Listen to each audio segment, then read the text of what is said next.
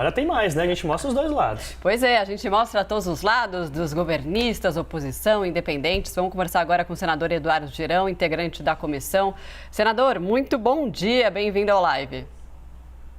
Muito bom dia, uma honra, uma alegria grande estar podendo participar com vocês, Daniel, Marcela. Estamos aqui a 50 metros da CCJ, que é onde acontece a sessão da CPI, pronto para esse dia emblemático, onde a gente precisa buscar toda a verdade e não apenas uma parte da verdade. Com certeza. Vamos começar, inclusive, falando sobre o contrato da Covaxin, né? Possíveis irregularidades apontada pelo deputado Luiz Miranda, também pelo irmão dele. Inclusive, eles deram essas informações aqui no Live CNN. Se de fato as provas forem apresentadas de que houve irregularidade no contrato da compra da Covaxin, como confrontar esses dados? Qual a estratégia que o senhor pretende adotar para tentar ver se de fato essas informações são corretas?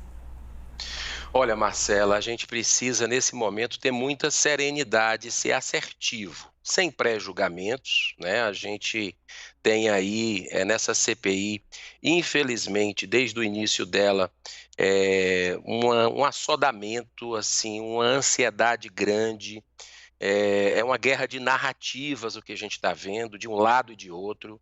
E essa minha posição clara, transparente, com independência, querendo ver exatamente o que aconteceu de eventuais omissões e ações do governo federal, mas também dos bilhões de reais que foram enviados para estados e municípios.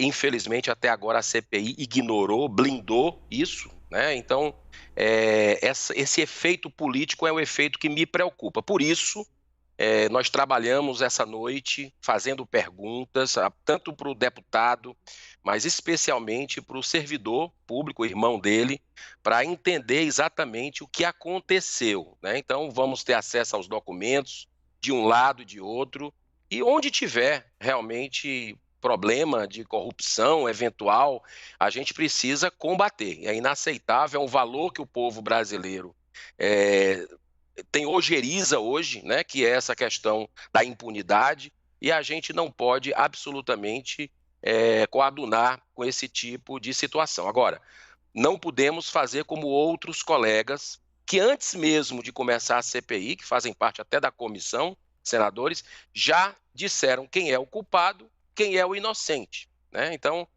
isso eu acho que atrapalha um trabalho sério que essa CPI deveria fazer. Senador, bom dia para o senhor, bem-vindo ao Live. A gente está acompanhando já uma estratégia de governistas que é de desqualificar o mensageiro. Faço a mesma pergunta que eu fiz agora há pouco para a senadora Elisiane Gama. Essa estratégia funciona? Olha, efetivamente, eu acredito que a gente precisa ter uma abordagem assertiva, né? Então, assim, eu acho que por mais que o mensageiro, como você bem colocou, Daniel, seja controverso, tem alguns problemas aí graves na sua história, mas a gente tem que ir aos fatos, né? Contra fatos não há argumentos. Então a gente precisa ter exatamente assim uma clareza, uma lucidez para tentar encontrar realmente eventuais problemas. Agora, precisamos dizer, e isso a população está acompanhando, quem anda nas ruas, os senadores que andam de avião de carreira, né, que vão nas feiras, nos mercados, percebem uma indignação com essa CPI, muito grande, né? A popularidade dela vem caindo, a XP já apontou isso, justamente por essa pirotecnia, né? Por não ser algo tão técnico e não olhar para a corrupção. Então, a questão, por exemplo, do consórcio Nordeste, que eu já falei, inclusive aqui na CNN, parabenizo a vocês por sempre abrir espaço, sejam para governistas, para os oposicionistas, mas também para os independentes, que a gente precisa ver o que aconteceu com o que está na boca do povo hoje, que são operações da Polícia Federal. Inclusive, no meu requerimento, assinado por 45 senadores, Daniel e Marcela, eu apresentei a fonte da CNN, mostrando que nós tivemos aí 70 operações da Polícia Federal. E esse caso é muito emblemático do consórcio Nordeste, que foi negado pela CPI, acredite se quiser, no voto. Não deixaram vir o diretor executivo do consórcio Nordeste, que comprou 300 respiradores da indústria da maconha, e esses respiradores que custaram quase 50 milhões de reais pagos antecipados, nunca chegaram ao povo nordestino. E é um assunto que ninguém fala, né? A gente procura denunciar na CPI, chamar autoridades para explicar, mas existe uma blindagem muito clara. Mas nós vamos continuar insistindo, tanto as questões do governo federal, como também de estados e municípios, porque essa CPI tem que fazer um pouco o que fez o Mensalão, o Petrolão, por exemplo, rastrear esse dinheiro da corrupção que mata vidas, é importante que se diga isso. Senador, o Caio Junqueira trouxe a informação, inclusive, que o governo cogitaria ou está cogitando encerrar ou desfazer o contrato da compra da Covaxin. Segundo o governo federal, o contrato é correto, foi feito nos termos adequados, dentro da lei, dentro das regras. Se foi um contrato correto, por que cogitar cancelar esse contrato agora, depois dessas denúncias que foram apresentadas? Claro que ainda estão sendo investigadas, que ainda precisam ser apresentadas provas, mas por que cogitar isso antes mesmo de ter o fato concreto de que houve irregularidade, sendo que o governo disse que o contrato está correto? Exatamente, Marcela, me parece uma contradição. A gente precisa entender isso, por quê? E essa sessão hoje, nessa sexta-feira, vai ser importante para isso, né? Então, eu estou aqui preparado já para fazer as perguntas, né, que nós elaboramos. Tem muita nebulosidade em cima disso tudo, né? Você vê que a CPI ela mudou os depoimentos, aliás, ela faz isso desde o início, porque não tem um plano de trabalho, e isso, infelizmente, vai tirando um pouco até da nossa capacidade de elaborar, de se debruçar, porque as coisas são feitas de forma sempre muito assodadas, né? Então, a gente teve aqui caso de, no dia que a gente ia ouvir especialistas, se cancelou tudo e se mudou os depoentes, não deu nem tempo de fazer perguntas, né? Mas a gente espera que hoje seja um dia que traga informações, que elucide esse caso e que a gente possa, de alguma forma, na semana que vem, por exemplo, ouvir o ministro Wagner Rosário, que é da CGU, que pode nos ajudar tanto com esse caso, como também com os estados e municípios. Ontem eu cobrei a presença dele, foi um requerimento meu, que nós conseguimos aprovar finalmente nessa CPI, e ele tem muitas informações também sobre esse consórcio do Nordeste, que é, para mim, um símbolo da corrupção nessa pandemia, um símbolo emblemático nacional e que a gente não pode fechar os olhos, porque aí é a desmoralização completa dessa CPI. Basília Rodrigues já chega aqui também para fazer uma pergunta para o senhor, senador. Oi, senador, tudo bem? O senhor que é um parlamentar, conhece tanto os senadores do lado de cá quanto os deputados do lado de lá. O senhor viu credibilidade nessa denúncia? Lhe pergunto porque este tem sido um dos principais argumentos dos governistas. Eu sei que o senhor está nessa faixa do meio aí de independência, mas ouvindo os dois lados, o senhor acha que há elementos de verdade no que foi apresentado até agora? Basília, seria leviano da minha parte dizer, e pelo mensageiro ser controverso, altamente controverso, que não possa ter verdade nisso, né? A gente não pode desqualificar, já que ele está trazendo documentos, quaisquer outras intenções que ele pode ter tido, né? De chantagem, de algum tipo de negociações, de expectativas, como se diz aí nos bastidores, com relação a relatorias de alguma coisa que ele queria do governo e não recebeu, mas não por isso a gente pode desacreditar o que ele vem a trazer, né? Eu acho que a gente tem que ter esse bom senso, né? E analisar com calma. Eu acho que é isso que o povo brasileiro está precisando ver nos seus representantes. Um olhar sereno, né? Um olhar de buscar a verdade de uma forma que não faça pré-julgamentos, não saia alegando como a gente tem visto nessa CPI. Você que acompanha minuciosamente cada detalhe sabe do que eu estou falando. Então a gente precisa analisar esses documentos que ele vai trazer, comparar, cruzar com outros depoimentos, por exemplo, a reconvocação que está sendo cogitada do próprio ministro Pazuello, pode ser um passo importante também para se elucidar isso. Agora, em meio a toda essa situação, que para mim a opinião é muito clara, essa CPI tem um viés politiqueiro no momento que o Brasil precisa dar a mão para o povo, porque nós temos brasileiros morrendo ainda pela pandemia, muito desemprego, fome, e a gente antecipar um calendário eleitoral me parece algo desumano, uma covardia com a nação. Mas mesmo assim, nós vamos continuar insistindo para que essa CPI tenha, mesmo tendo um relator que é pai de um governador, né, e que não pode fazer um relatório completo, nem meio relatório, fica difícil, né? Mas a gente vai tentar levar luz a tudo o que está um pouco oculto nisso, seja de governo federal, seja de estados e de municípios. A informação boa para as pessoas que estão nos assistindo é que na semana que vem o presidente Omar Aziz já me confirmou que vai colocar o nome do Bruno Dauster, que é o ex-chefe da Casa Civil da Bahia, que caiu, foi exonerado por causa desse escândalo do consórcio Nordeste dos respiradores, assim como também a dona da empresa Hempcare, que eu fui em São Paulo e vi que indícios fortes de uma empresa de fachada que recebeu esses 50 milhões e não entregou esse equipamento. Então, o presidente ficou de colocar na pauta da próxima semana, assim como chamar o ministro Wagner Rosário da CGU, que quer vir à CPI. Isso é muito importante para a democracia, para a busca da verdade.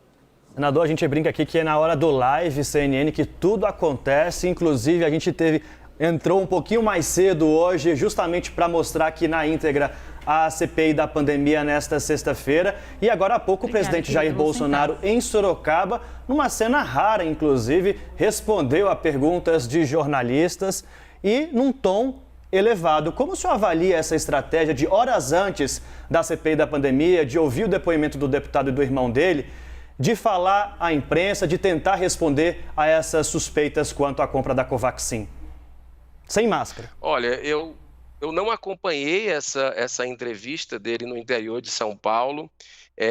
Algumas entrevistas que eu vi, acredito que o presidente erra, né, no momento que a gente tem tanta polarização já no país, em de alguma forma agredir jornalistas.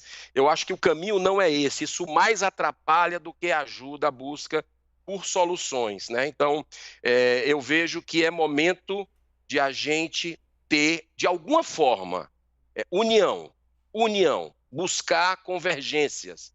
E tem parlamentares que se tem diálogo. E eu acho que a sociedade precisa, de alguma forma, também se acalmar. A gente vê nas redes sociais, Daniel e Marcela e os espectadores da CNN, que já tem famílias desfazendo grupos de zap, amigos que não se falam por causa de política, gente. Pelo amor de Deus, né? Não é por aí. A gente pode ter divergências profundas de ideias, mas nós jamais seremos inimigos, né? Nós somos filhos do mesmo Deus. Então, eu acho que todo esse processo que a gente está passando difícil, a gente precisa superar, vamos superar na cultura da paz, do diálogo, da tolerância. Essa palavra é uma palavra-chave e que a gente precisa realmente ter cautela nesse momento para que a agressividade que não traz nada, não se aflore mais ainda e se agrave na nossa nação. Senador, o senhor que foi o articulador da ampliação do escopo da CPI para que se investigasse municípios e também estados, tem agora o STF que formou maioria para manter aquela decisão que suspendeu a convocação de governadores à CPI. Com isso, a CPI é esvaziada, o foco é o governo federal para se entender o que de fato aconteceu na gestão da pandemia e aí pelo que a gente vê no andar da carruagem, a votação é virtual, ainda não acabou, mas já tem maioria. Os governadores não podem mais ser convocados se isso se confirmar, apenas convidados. Marcela, eu te agradeço demais pela pergunta. É um desejo legítimo da sociedade ouvir esses governadores, né? Mas tem uma expressão que a gente fala no Nordeste, que é o seguinte, que eu acho que já é algo nacional também. Quem não tem cão, caça com gato. Já ouviu falar nisso? Já. Brasília também. Pois é. Então, já que o STF, que mandou essa casa onde eu estou agora, o Senado Federal, abrir essa CPI, e ele mesmo deslegitima o trabalho da gente, né? Um trabalho de buscar realmente os fatos, a verdade. Nós temos que ir atrás de outros atores, né? Não tem o que discutir, né? Então, quais são os outros atores? Secretários de saúde, prefeitos, e é importante que se diga que estava na pauta 3 semanas atrás, divulgada para vocês da imprensa, o Brasil todo sabendo, que iríamos chamar prefeitos de capitais que foram visitados pela Polícia Federal, né? Os municípios deles, e de uma forma super estranha, foi tirado pela cúpula da CPI essa votação. Então, eu estou cobrando quase toda a sessão para se colocar de novo em pauta. Então, já que a gente não pode chamar governadores, que a gente possa ouvir prefeitos, ex-prefeitos, possa ouvir secretário de saúde, donos de empresa como essa Hempcare, né? O diretor de empresas como o Consórcio Nordeste. Então, a gente vai ter que buscar outros caminhos. Mas uma coisa eu posso dizer para vocês, existe uma má vontade estúpida, tremenda dessa CPI de olhar corrupção em estados e municípios. E isso eu acredito que tira, não é à toa que a credibilidade na opinião pública da CPI, infelizmente, vem caindo porque as pessoas já perceberam essa blindagem explícita. Senador, tem espaço para prisão do ministro Onyx Lorenzoni, como aventou o relator Renan Calheiros e o próprio deputado Luiz Miranda em pedido da CPI? Olha, eu vi essa discussão ontem, estava na sessão, acho isso prematuro, né? Extremamente prematuro. Aliás, a maneira como certos depoentes estão sendo tratados aqui nessa CPI, como médicas que salvam vidas, independente que a gente possa até ter divergências do método, né, do pensamento dela, mas agredida por colegas senadores, intimidada, outros depoentes que tiveram ameaça de prisão ali, muitas vezes quando a resposta não é o que o relator, que para mim é completamente parcial, o relator Renan Calheiros, mas respostas que ele não gostaria de ouvir, ele às vezes até induz a mudança. É um negócio assim escandaloso, o que a gente tem visto. Então, eu acredito que a própria, agora que surgiu ontem, a prisão do ministro de Estado, Onyx, é algo assim que é prematuro. Se tiver que evoluir para isso, com dados, com documentos, com cruzamento de informação, eu não teria absolutamente nenhum problema, seja lá quem seja, seja lá quem for. Mas o que acontece é que, infelizmente, a gente vê que a CPI ela patina e anda em círculos e, infelizmente, não analisa um requerimento meu, né, assinado por 45 senadores que quer investigar. Governo federal, sim, também, está lá no meu requerimento, mas também os bilhões de reais enviados para estados e municípios, que é Daniel e Marcela. Você pode perguntar para qualquer senador. Estava ouvindo agora a entrevista com a minha colega Elisiane Gama, e você pode perguntar para os 81 aqui, que vai ser unânime. Dinheiro não faltou nessa pandemia. Nunca se investiu tanto em saúde, mas sobraram escândalos de corrupção. E desviar verba pública em época de pandemia não é apenas corrupção, é, de fato, assassinato. Tá certo, então a gente conversou com o Eduardo Gerão. Obrigada, senador, pela entrevista e até uma próxima. Muito obrigado, Marcela. Obrigado, Daniel, Basília. Muita luz para vocês e parabéns pelo trabalho independente. Até a próxima, senador.